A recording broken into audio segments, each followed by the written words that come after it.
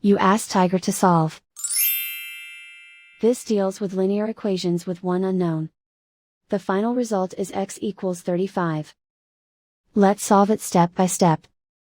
Group all x terms on the left side of the equation. Subtract 4x from both sides. Group like terms. Simplify the arithmetic. Group like terms.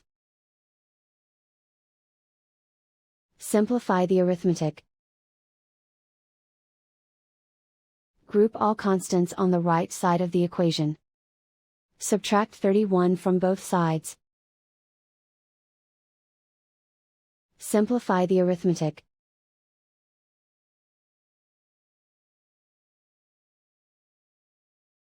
Convert the x into a positive number. Multiply both sides by -1.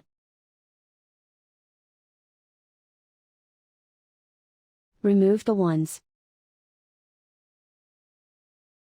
Simplify the arithmetic. And so the final result is x equals 35.